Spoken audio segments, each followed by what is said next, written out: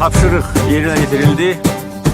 Məruzə edir Ali Başkomandan İlham Əliyev.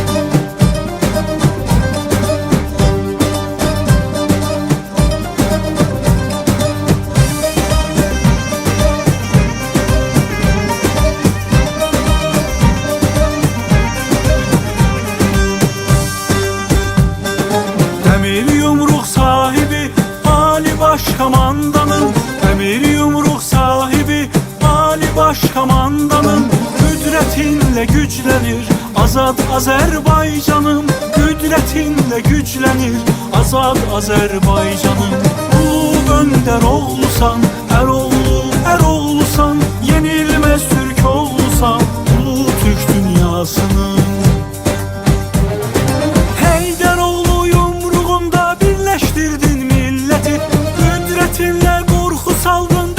Takmadı fürseti, bu dünyaya ses salmışsan, sözün sözdür her yerde.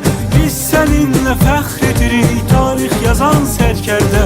Bu dünyaya ses salmışsan, sözün sözdür her yerde.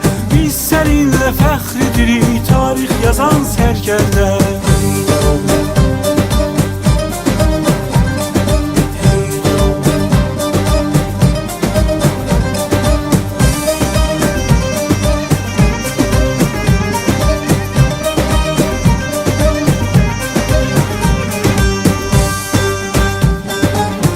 Tarihi yazmışsan her daşına vətənin, sen tarihi yazmışsan her daşına vətənin.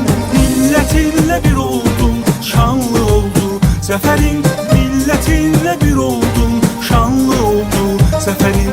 Ay ulduzlu bayrağın fəxirlə dalğalansın, demir yumruq sənindir, biz də sənin əskərin.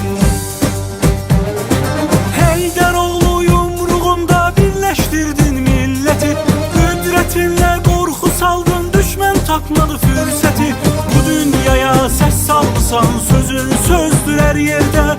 Biz seninle fəxr tarih yazan sərkərdə. Bu dünyaya ses salmışsan, sözün sözdür her yerde. Biz seninle fəxr tarih yazan sərkərdə.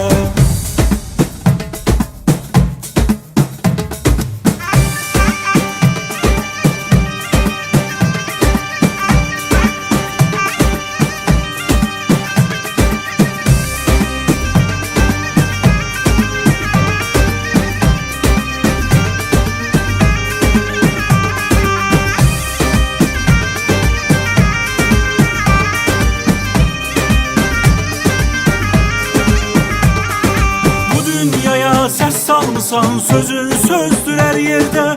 Biz seninle fəxr tarih yazan sərkərdə. Bu dünyaya ses salmışsan, sözün sözdür her yerde.